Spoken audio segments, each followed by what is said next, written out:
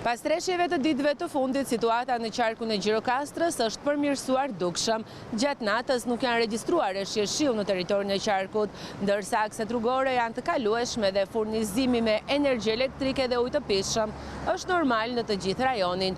Megjithatë, në lartësitë mbi 1500 metër mbi nivelin e detit ka patur reshje bore.